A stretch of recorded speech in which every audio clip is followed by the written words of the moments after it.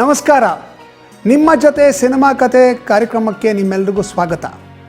ಕನ್ನಡ ಚಿತ್ರರಂಗದ ಹಲವಾರು ಘಟನೆಗಳನ್ನು ಕತೆಗಳನ್ನು ನಿಮಗೆ ಹೇಳಬೇಕು ಅನ್ನೋದೇ ಈ ಕಾರ್ಯಕ್ರಮದ ಉದ್ದೇಶ. ನಾನೀಗಾಗಲೇ ಚಿ ಉದಯ್ ಶಂಕರ್ ಮತ್ತು ರಾಜ್ಕುಮಾರ್ ಅವರ ಸ್ನೇಹದ ಬಗ್ಗೆ ಹೇಳಿದ್ದೇನೆ. ಅವರಿಬ್ಬರ ಕಾಂಬಿನೇಷನಲ್ಲಿ ಮೂಡಿಬಂದಂಥ ಚಿತ್ರಗಳ ಬಗ್ಗೆ ಒಂದಷ್ಟು ಮಾಹಿತಿಯನ್ನು ಕೊಡ್ತೀನಿ ಅಂತ ನಿಮ್ಗೆ ಹೇಳಿದ್ದೀನಿ. ನೋಡಿ, ಆಗಿನ ಕಾಲದಲ್ಲಿ ಎಲ್ಲ ಎಮೋಷ್ನಲ್ ಸೆಂಟಿಮೆಂಟಲ್ ಸಿನಿಮಾಗಳೇ ಬರ್ತಾಯಿತ್ತು. ಒಂದು ಥ್ರಿಲ್ಲರ್ ಸಿನಿಮಾ ಮಾಡಬೇಕು ಅನ್ನೋದು ಭಾವನಾರಾಯಣ್ ಅವರ ಆಸೆ ಆಗಿತ್ತು. ಅವರು ಒಂದು ಪ್ರೆಸ್ ಮೀಟ್ ಕರೆದುಬಿಟ್ಟು, ನಾನು ಕನ್ನಡದ ಪ್ರಪ್ರಥಮ ಥ್ರಿಲ್ಲರ್ ಸಿನಿಮಾ ಮಾಡ್ತೀನಿ, ಆ ಸಿನಿಮಾದಲ್ಲಿ ರಾಜ್ಕುಮಾರ್ ಮತ್ತು ಜಯಂತಿಯವರು ಅಭಿನಯಿಸ್ತಾರೆ ಅಂತ ಒಂದು ಹೇಳಿಕೆ ಕೊಟ್ಟೇ ಬಿಟ್ರು. ರಾಜ್ಕುಮಾರ್ ಅವ್ರಿಗೆ ಶಾಕ್ ಆಗೋಯಿತು. ಅವರು ಭಾವನಾರಾಯಣ್ ಅವ್ರನ್ನ, ಅಲ್ಲ ನೀವು ಯಾವ ಆಧಾರದ ಮೇಲೆ ಈ ಥರ ಒಂದು ಪ್ರಕಟಣೆ ಮಾಡ್ತೀರಾ, ಕಥೆ ಏನೇ ಇಲ್ಲ, ಹೆಂಗೆ ಸಾಧ್ಯ ಇದು ಅಂದಾಗ ಭಾವನಾರಾಯಣ್ ಹೇಳಿದ್ರಂತೆ, ಚಿ ಉದಯ್ ಶಂಕರ್ ಅಂತ ಕಾಮಧೇನು ಇದ್ದಾರೆ, ಅವರು ನನ್ನ ಆಸೆನ ಈಡೇರಿಸ್ತಾರೆ, ಅವರು ಒಂದು ಒಳ್ಳೆಯ ಕತೆ ಬರ್ಕೊಡ್ತಾರೆ ಅಂತ.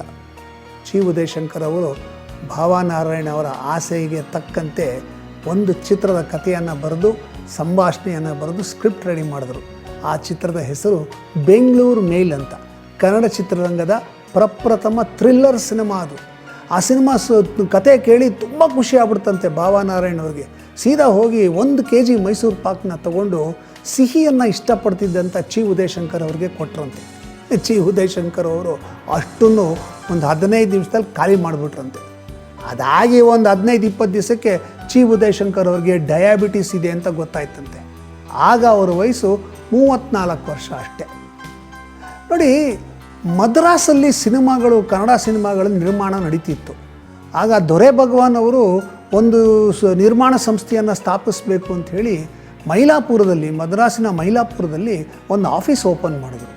ಒಂದು ದಿವಸ ಮಠ ಮಧ್ಯಾಹ್ನ ಬಿಸಿಲಲ್ಲಿ ಬೆವರು ಒರೆಸ್ಕೊಳ್ತಾ ಧಾವಂತದಿಂದ ಚಿ ಉದಯ್ ಶಂಕರ್ ಅವರು ದೊರೆ ಭಗವಾನ್ ಆಫೀಸ್ ಒಳಗೆ ಕಾಲಿಟ್ಟರು.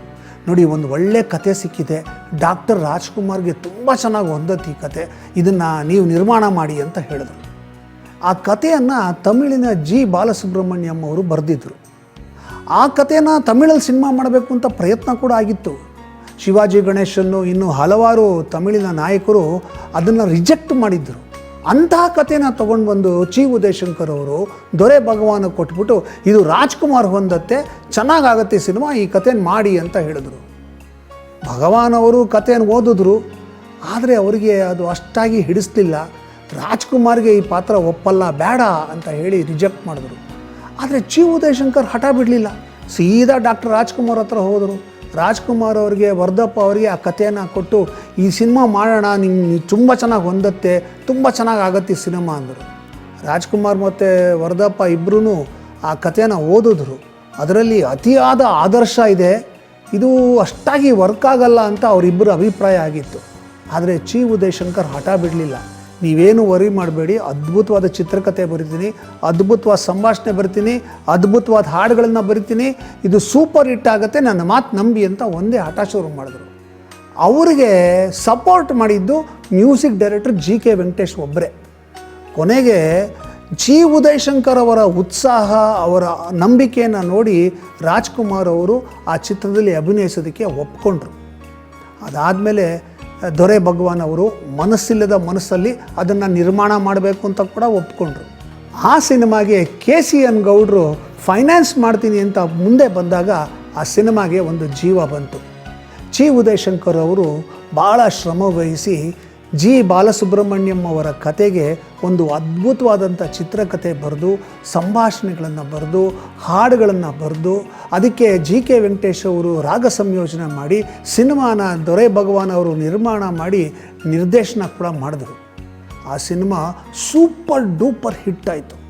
ಯಾವ ಮಟ್ಟಕ್ಕೆ ಹಿಟ್ಟಾಯಿತು ಅಂದರೆ, ಆ ಸಿನಿಮಾನ ಸೆಕೆಂಡ್ ಟೈಮ್ ರಿಲೀಸ್ ಮಾಡಿದಾಗಲೂ ಕೂಡ ಆ ಸಿನಿಮಾ ಸೂಪರ್ ಡೂಪರ್ ಹಿಟ್ಟಾಯಿತು.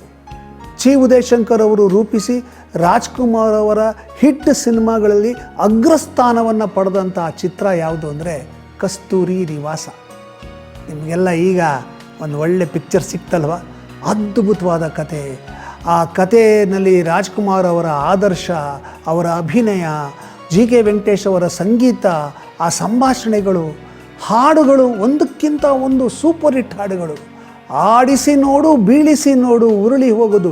ಈ ಹಾಡಂತೂ ಕನ್ನಡ ಚಿತ್ರರಂಗದ ಶ್ರೇಷ್ಠ ಗೀತೆಗಳಲ್ಲಿ ಒಂದು ಅಂತ ಪ್ರಾಮುಖ್ಯತೆಯನ್ನು ಪಡ್ಕೊಂಡಿದೆ. ಇಂಥ ಅದ್ಭುತವಾದ ಸಾಹಿತ್ಯ ರಚನೆ ಚಿ ಉದಯಶಂಕರ್. ಹಾಗಾಗಿ ಕಸ್ತೂರಿ ನಿವಾಸ ಚಿತ್ರದ ಯಶಸ್ಸಿನಲ್ಲಿ ಬಹುಪಾಲು ಚಿ ಉದಯಶಂಕರ್ ಅವರಿಗೆ ಸೇರಬೇಕು.